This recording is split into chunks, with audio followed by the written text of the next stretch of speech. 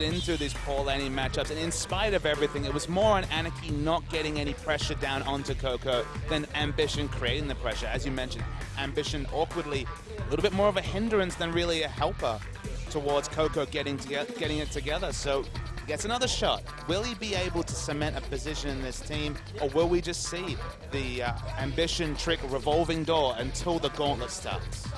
Big questions coming up, and CJ obviously using Ambition here, perhaps because it is a weaker Anarchy lineup while they try and groom Trick, but have to like Trick when he can get a win over SKT, gotta say. So Zed going to be the first ban, was banned on the red side by CJ in the last game, is almost always banned against Mickey.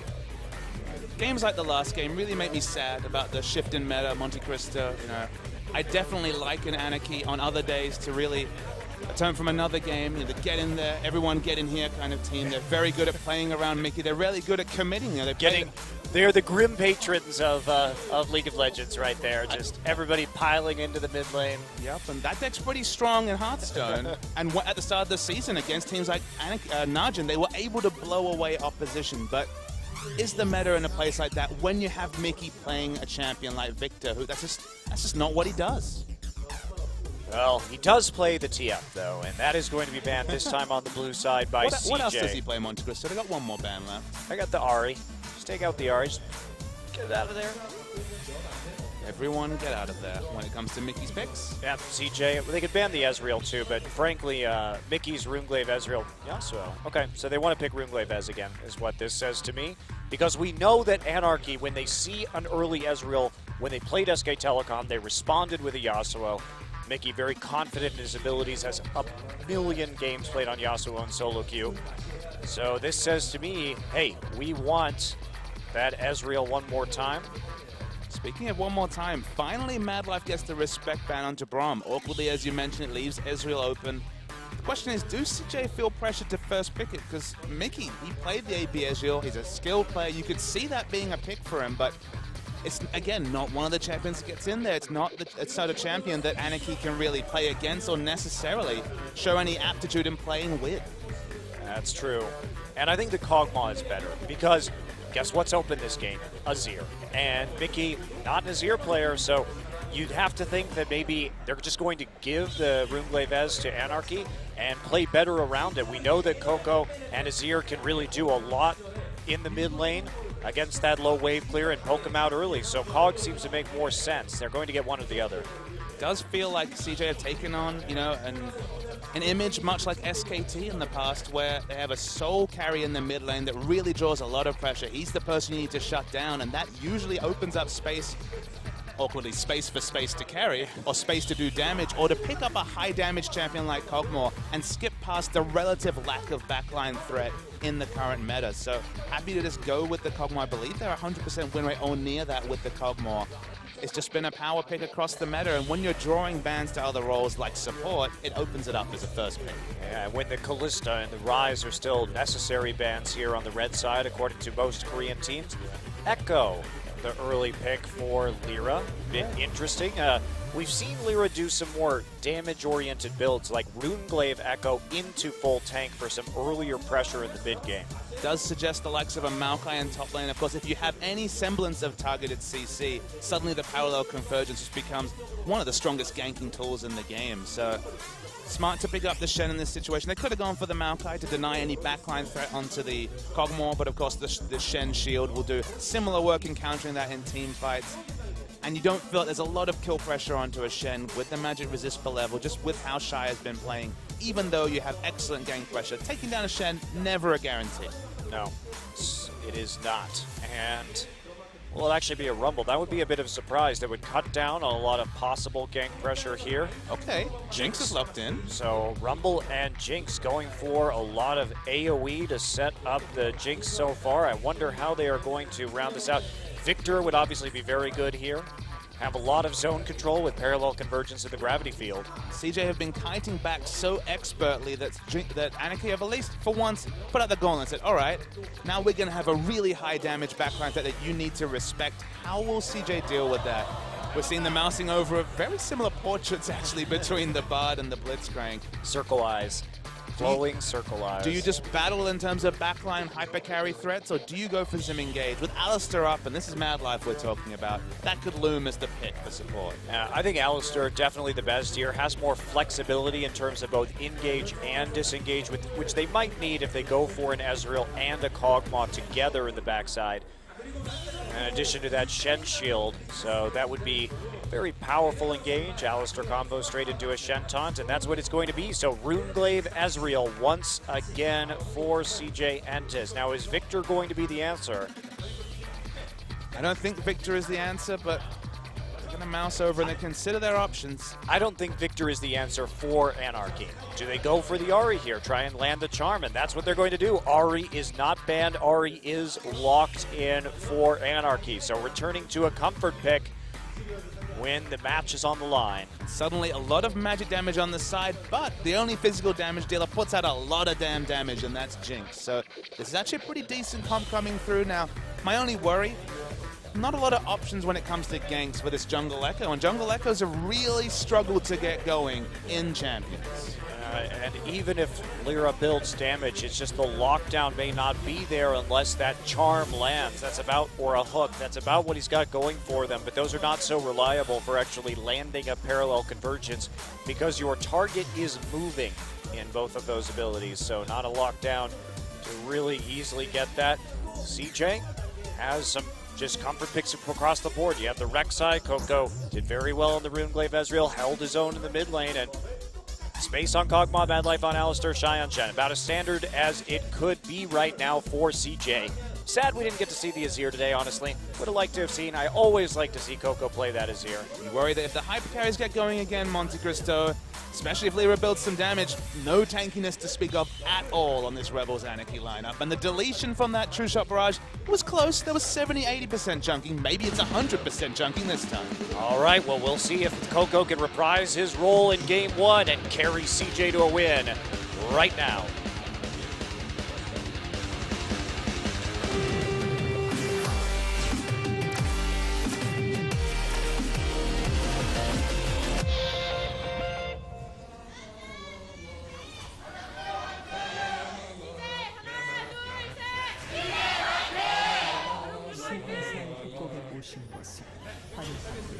We're getting the fa-la-las from Kog'Maw.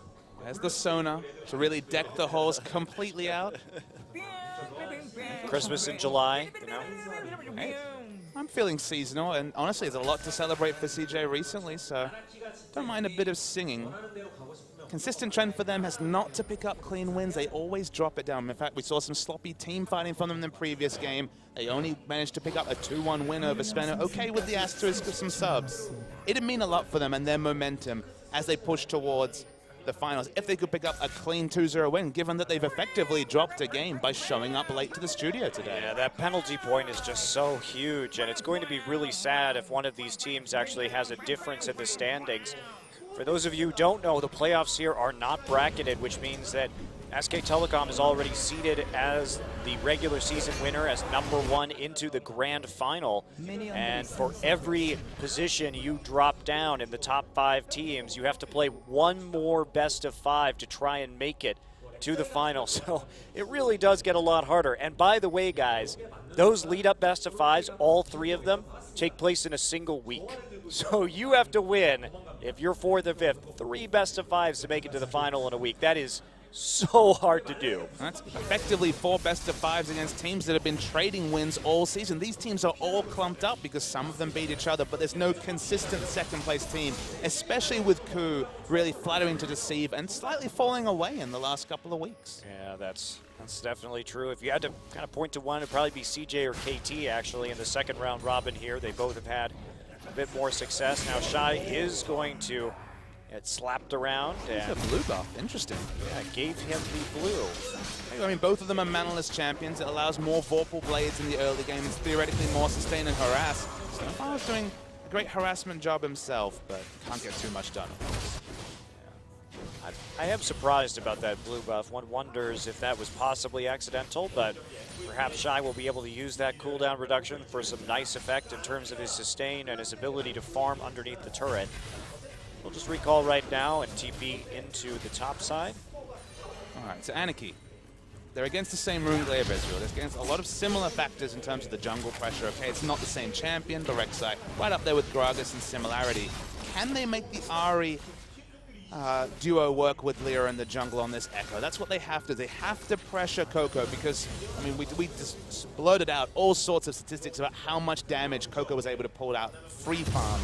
This is an assassin. This is a high damage jungler as well. Something needs to change. Something needs to give if Anarchy are going to be able to push this CJ Entus lineup in Game 2. The problem with this matchup, though, Papa Smithy, is that there isn't honestly much kill pressure pre-6 because Ahri just can't compete with the dash of the Arcane Shift before that ability, before she gets the Spirit Rush, really. And that does make it difficult. Maybe you could surprise Coco with some sort of Flash Charm, but that would basically rely on Coco misplaying and failing to answer that ability with one of his own. And frankly, that just seems unlikely. And then you're in the unenviable position of perhaps being down a Flash for just an Arcane Shift. So tricky, very tricky. You know, people have been kind of reticent to call Ahri a true assassin after she had her damage numbers changed. They was going to be walking in top line but spotted. But one of the reasons why still a true assassin in this matchup is, of course, hilariously low base stats on Ezreal, given that he's usually an AD carry and in general he has such safety in his abilities. One thing to consider though, Monte Cristo doesn't have the flexibility of taking cleanse, so the kill pressure is still there if that first charm lands. Right there in the top side, we did see that they're trying to bait him out a little bit. They do have that ward, so Shy was basically just attempting to delay Lyra right there, making himself an attractive flay/hook target. Lyra actually awkwardly stepped out, even if he didn't have the knowledge that he was in vision the whole time, so just has to walk away with his tail between his legs. That was a nice mind game there by Shy, feeling very confident in his ability to taunt out of that, but wanting to make sure Lyra could stay in vision for as long as possible. He's still going to be in vision, actually. Nice pink ward from CJ as Coco falls back underneath his turret. Still farming up right now, staying even in that CS. He'll actually be ahead once this wave is finished. So again, Coco really doing a lot. He's not playing a lot of the CS well, does eat a charm, but there's no follow-up just yet. A lot of harassment onto the turret from Mickey. Remember, it was the support crew of Shy and Madlife in particular that shut down the summoner spells. It was Ghost Flash on Victor last game. This time around, it's the Ignite from Mickey. He's close to level 6. We mentioned you don't have the flexibility of Cleanse when you have to take the summoner spell Smite in order to just really pick up the Runeglaive and match the wave clear. So there is that kill potential, even if it's only the 1 second charm coming through from Ahri. Yeah, and as for that kill potential, when we reach the late game, we talk about how important it is for Mickey to play one of these backline threats, one of these backline carries. And that is true, but CJ just responds with this Shen. That shuts out so much of Ahri's kill potential in the late game. And I like that they picked it early, and a lot of teams, including SKT, have tried to ban the Shen to shut them down, but unfortunately, when CJ is on blue side, you can't really ban all of the major threats that they have. They chose to ban the Braum, and here we go. Songyun getting low. So he does have a bit of trouble. Madlife, nice hook there from Snowflower, but there's not going to be a whole lot of follow-up. Songyun too low to be trading. Speaking of trading, we're seeing a lot on the bottom. Space is super low. Will he die? Doesn't quite die to the overheat. I think he will live, but man, these AD carries living on the edge. They really are, and Space had to flash and use his heal. Space has been caught out a lot in lane in these couple of games. His positioning in the team fights was good in the last one for the most part, despite that split call at Baron, but now getting dangerously close to dying in lane 2 games in a row. Not sure what to make of these AD carries really pushing it to the edge. I mean, Lyra, if he got hit by a Pricing, I think he would have died. He was on maybe just over 100 health. So Shy's going for that walk. He did that last game, but Madlife and Shy, the ganking duo from CJ Entus. Yeah, Space here trying to turn this around. Nice damage down onto Ixu. He does have TP up. Isn't this amusing? Oh! I was endlessly amused by Ambition harassing in lane like a support, while the jungle support duo of effectively Shy and Madlife are the ones doing the roaming gank pressure. It's exactly what you talked about, but it's a misallocation of resources. That realistically should be jungle pressure that Ambition hasn't been able to put out, at least in a couple of the recent series we've seen. Well, and part of that is Space's fault too, right? Because Space is the guy who is getting all-in here nearly successfully in 2 games consecutively, so perhaps not playing with as much caution on the Kog'Maw as would be prudent, or not having the wards at the very least to play cautiously. So that has created some problems in and of itself. So CJ here, you know, they still have these troubles in the early game, and is a possible substitution the answer to that? I don't really know. But things right now, there's early game shakiness when we talk about playing against some teams like KT that are so powerful early. They're able to opt into these late game scaling comps and not be punished by Anarchy. It's all a moot point. They still will win games against teams like Anarchy, and that's kind of the, I mean, it's not really an issue, but it's a query that we have about CJ is, can they consistently beat the top teams if they're willing to opt into Power Tross and play Ambition and just not have the support jungle synergy you expect from a top team? So we were talking last game about the Victor pressure on the mid lane turret. Well, now that Mickey is 6, he feels really comfortable in just very aggressively pushing. We see that mid lane turret is about 50% HP. This is a much better situation for Anarchy playing around the Ezreal in this game. Coco hasn't even had time to go back yet here at 9 minutes because Mickey has really turned on the heat, and he's going to get that tower really, really soon.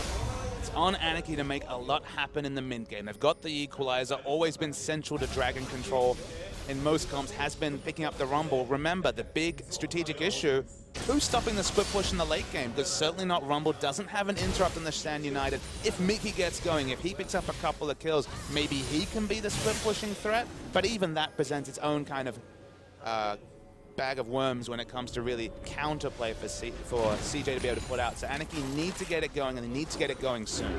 Yeah, well, at least they're getting the turret damage this game, and they're getting it pre-10 minutes. This is the factor that really wasn't there.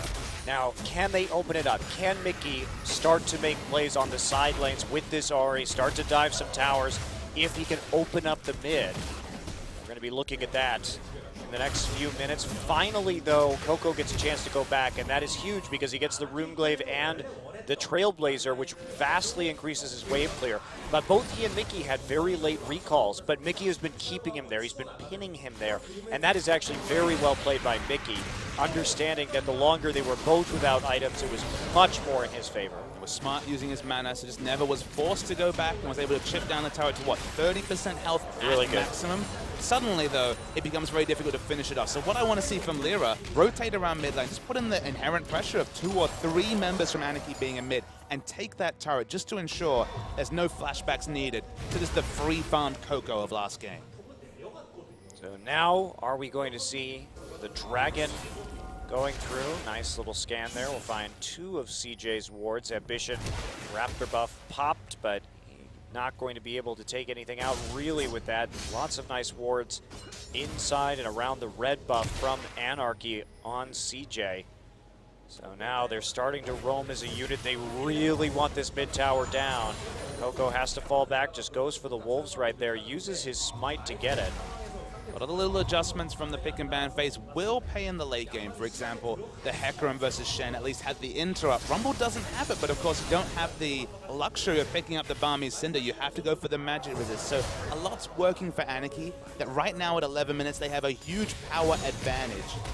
They have to turn it into something tangible, whether it's a turret going down, whether it's a Dragon lead.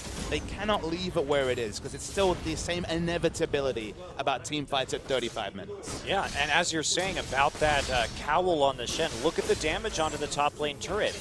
This is, here comes the dive. Parallel Convergent versus Sports in the flash. There's a double taunt coming in from Shy. Shy not on top of the equalizer right now. He's dodged a lot of this damage. Overheat from Rumble. Now they can't get any more. Ixu is low. Ixu is not going to take another turret hit, but Shy expertly dodging those abilities. Dive has been failed. Ambition with a really long tunnel. And here we go. Ambition comes on with the Stand United. Nice turnaround kill from CJ. Yeah, the communication from CJ is so much more on point by Really Anarchy. good. The question mark for Anarchy, why are they doing this? We see the battle in bot lane. Space is falling low, so Sungyun, they've got the consistent damage, is in the circumforming. Sane just Snowfire flashes and gets the kill. Sungyun needs to walk. but stays alive. Does stay alive. No TP from Shy down into the bottom lane. Didn't have the HP after that gang to really reliably pull it off. Sungyun had the luxury of staying in minigun form. You can't trade with that damage when you're the more bursty Trinity Force AD carry in Space. So Space falls. We were talking about Space's laning phase issues. Suddenly in the 2v2, he's dying with no other pressure. Yeah, he's been dying a lot in lane today. Very odd. And will this be the end of the turret? Maybe one more wave here. Mickey really wants it. No, he gets it. Mickey doesn't pay. Mickey does have Ignite. Coco with no mana. I believe he might have used one charge of the ultimate. Can't tell right now, but not a big factor. Going to be able to back over to base. So objective done by Anarchy in a couple of ways. They get the 2v2 kill that honestly Space has opened himself up to. They take the outer turret. Already an instant improvement despite whatever the gold lead might suggest to you. The slight, of course, slender gold lead from CJ Entus. Yeah, but Anarchy has the pressure onto the top side right now. Even though Ixu died, the tower's still getting low, and we haven't really addressed the Spirit Visage done by Shy. One of the nice things, and why I don't think that running AD champions at top lane is good against Shen is because you have a shorter window to punish his wave clear. And I see the replay Space just gets grabbed. And it's the minigun form. He changes from rocket to minigun, just power down damage on Space. Great Nothing you can do. You needed to flash earlier, I think, from Space to open up distance. Finally flashes, but it's far, far too late. You need to force out the rocket launcher because you're cutting the damage of the Jinx pre-crit by a consistent amount. Lantern in for Lyra, but no follow-up. So Shy has to get, back to the point, Shy has to get the Spirit Visage, can't get the Sunfire Cape. Without Sunfire Cape, he can't push forward. That means that Anarchy is able to play a more aggressive laning phase. So playing those AP champions against Shen, generally the better option. I don't think he was honestly being pressured enough in lane to finish the Spirit Visage, so you have to think, okay, Barmy Cinder versus Capri the Spirit Visage. One thing you can say is cooldown reduction, so maybe it's to make plays around the map. Ambition trying his best to make plays, but haven't been there this game.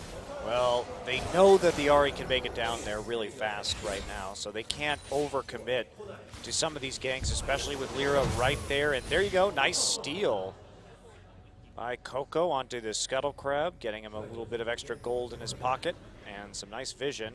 Only slightly behind 10 CS a minute. Of course, once he picks up the Runeglaive with the purple smite, much faster. Their Ambition tussling, and Mickey's going to be there first. Yeah, Ambition has to back off with that tunnel immediately, wisely. Not trying to contest that. They really can't play on the bottom side of the map right now. As you can see, CJ has to play a very defensive game. Definitely Anarchy doing a much better job of applying pressure and punishing CJ for this team composition than they did in game one. They keep tossing, Ambition's low. We're looking for the stun. It registers, but crucially gets through. Just a nice little stun right at the end of the tunnel. First responding has the ultimate again. Will we see another steal? Ooh, it hits Snowflower, but doesn't get the low Lyra. And isn't going to get the... Oh, steals the red buff. There you go. Nice little burst. So Lyra had to use his smite, and Mad Life now coming in. There's a Shen ultimate. Mickey's just going to be bounced back and chain CC'd again. What a good Shen ult from Shy. Just fantastic follow-up on that little play. By far the best volleyball duo on this CJ Entus side. It's Shy and Mad Life again. We keep talking about this. They're the ones making the plays. It was really nice synergy there to just headbutt Mickey from Hope, Mickey from any sort of teammates.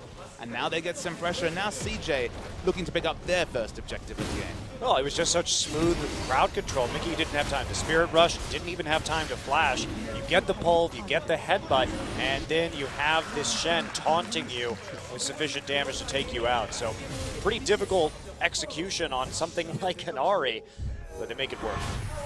The sort of spiking play is what they need from Ambition. That's the thing, is that they need to be getting this. We need to be talking about the jungle support duo, and we just can't do that. The Ambition has 2 kills this game, but it's not, I mean, it doesn't really, it's a misnomer. Yeah, reflect his play all that much.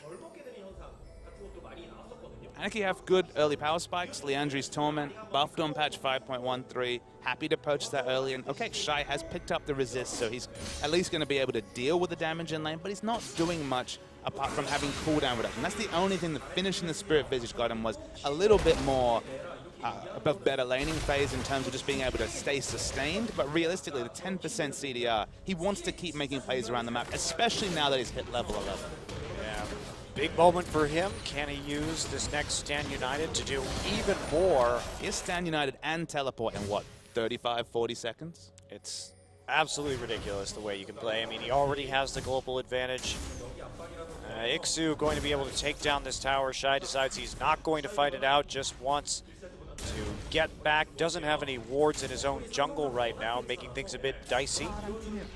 So he chooses the safe path to give up that tower rather than suffer a gank. Not really a problem. He knows that his team is going to be super strong in the late game. There's a lot of interesting questions about taking out that outer turret as Lyra face checks a cow. Mickey again has to use the Spirit Rush. Ambition coming through. Nice knock up. Mickey is low. Mickey dies. The follow-up auto actually kills him once he gets over the wall. So Mickey once again, Mad Life is just showing up. Coco low. Coco does have the Shen ult on him, so that's going to turn around. Lyra forced to use the Chrono Break to get back to his turret. Flashing back to safety. The geometric plays that all this displacement that CJ Entus pulled off have been just a wonder to watch, and it's caught Mickey out twice now. He's the one that had the pressure on mid. Can't really say the pressure's transitioned to anything when this is what we see all 2 games in a row. 43 CS out of nowhere, exploded through by Ezreal. And Ambition's, his positioning right there for that play was spot on. He just really caught the, jeez, that damage. He just caught the Ahri at the end of the punt for the chain CC, and that's going to be a turret. In the end, they have total vision control over the bottom side right now. They will be taking this blue buff. Coco getting onto the other side of the wall, and there is the smite and the finisher. So everything going for CJ now. They've broken this game wide open. Just playing around Runeglaive Ezreal super, super well. Mickey got the turret down, but it hasn't meant anything at all, Monte Cristo. And honestly, this might actually be a faster finish than the previous game, because remember, Anarchy were ahead by 1,000, 2,000 gold last game consistently. The gold gap was never there. It's actually starting to extend right now for CJ Entus. Yeah, this is not a good situation. Ambition just going to tag Lyra for a moment. Time Winder not really doing much to him. Mickey is now on a space assassination mission, but Mad Life is there. There is a pink ward, hasn't seen him, and we could see this space gonna come through, and he gets taken low, but it's just not enough damage. Mickey can't commit with Mad Life there. He has too much trauma from what Chai did to him earlier. So he will just back off. Nice attempt at a pick. They've got to do something to get back into this game. I must admit, the moment you said space assassination mission, my head went to different places. I was thinking about some of the great horror films of our time. But, horror films for space assassination mission? Is that more like an action film? Sure. Could be a bit of horror there. Jump scares, come on. Jump scares with the space assassination? That's what I was looking for. Speaking of getting local, Ixu's caught, gonna back away. I flashed for that. Got a flash out of Ixu in return. He's just working his taunt flash mechanics. They're on point. He's nailed it. Coco finding jungle camps everywhere. The CS, I don't know where it comes from, but he certainly knows exactly where to find it. Where does it come from? I mean, especially because he was losing. We watched him lose a lot of CS to turret. We were looking at that mid lane. We were seeing that Mickey was pushing him up. I was watching Coco not nail the perfect CS, but guess what? He is still very far ahead now, and get a little bit of damage on everybody. Lyra loses a health potion, maybe like 400 units from base. Mickey actually taunted into turret range, misses the charm as well. Shy doesn't really have any semblance of damage, but he maxes E seconds, so this might be a kill. Okay then. Well, Equalizer goes down. It's a day late and $1 short underneath that turret. And likewise, Mickey, I guess, getting a little bit surprised by Shy down in that bottom side. He had the Spirit Visage already. There was pretty much zero assassination potential on him. And in spite of the fact that Mickey dies without using Flash again. Mickey hasn't used Flash in a really long time now. Gotta wonder if a little tilt is happening for Mickey, because he could have gotten out of that situation. Instead, he's just a heap of dead tails in the bottom lane. Coco goes for the all-in play, has the ult again. Speaking of ults, puts it through, misses. Shy's there once again with the taunt, and they pick up the kill. It's really amazing to me how good Shy is at Shen. He knows the limit so well. He can pick up the kills. He knows how to all in. And he's just always on point across the map with these ultimates to help his teammates out. And he helps his team make picks on Shen. You talk about the timing that it requires for Mad Life to actually get on top of somebody with Alistar and then for Shen to immediately appear.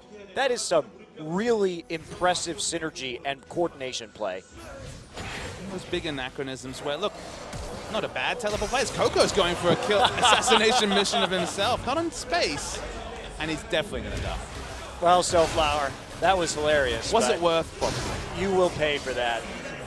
Extending deep into the enemy base, lands the hook, and as he collapses on the ground, mutters worth. Look, if it gets a couple of extra viewers to his stream, probably worth. Oh boy. Oh boy, yeah, this game has definitely escalated quickly. We're going to see the replay. This was the kill we missed on the top side of the map as Lyra chain CC to death. Yep, decided to use the Chrono Break. There was parallel conversions, but ended up dying anyway in spite of the fact that he landed the stun onto the W. And now CJ racking up the kills, racking up the gold lead, and starting to move for the Dragon, although the first Dragon was taken very late in this game, so it's going to be quite a long time before we actually see all of those stacks brought to bear on the enemy. I think the game's going to be over by then, Monte Cristo. I think you're right. I think that is probably a good call. CJ will not dawdle, I do not think, when it comes to waiting out those 5th Dragon, although Anarchy going for the Desperation Baron. Nice call. They see space on the bottom side. No reason not to do this. This is a slip up by CJ. All right, doing damage, but they're not doing that much damage. They haven't hit massive item time, and Shy's going to get there soon. It's down to 4,000 health. Go Shy, can you be the hero? Here comes the True Shot Barrage. Coco takes out Rumble immediately. Anarchy will get the Baron, but at what cost? Double taunt right there from Shen. Lear gonna pop over the wall, but guess who's waiting in his ambition? Double kill. Chrono Break back into the pit. Coco is there and waiting. Triple kill now for Coco. Mickey, he's gonna try and get away. Spirit Rush will save him from this fight. He's got his flash. He's not going to die. Snowflower is just going to recall and then die to Coco, who gets a delayed Quadra. And Space will get the bottom inhibitor. Well, you can see with the taunts that Anarchy have definitely put the Q in the rack this game. They've had enough. This Space spent this whole time, what, split pushing a couple of turrets maybe? He's gotten 2 so far and an inhibitor. And now he gets a surrender. Well, that was abrupt. 25 minutes, Anarchy surrenders to CJ Entus. They fall to that 9K deficit. Nice attempt at a sneak Baron, but it is sniffed out when they couldn't see anybody defending the tier 2 in the bottom side. And that prompts CJ to immediately start pushing through with that True Shot Barrage. 2 impressive Runeglaive games from Coco, but I think you got to give the MVP to Shy that game. He was definitely on point. I can't wait to see those highlights if he gets it. Absolutely, it was the volleyball play with Mickey twice in a row that really railroaded what was an excellent laning phase for the Ahri. Took out the turret like she needed to. It felt like Anarchy had made the smart adjustments to really become a factor specifically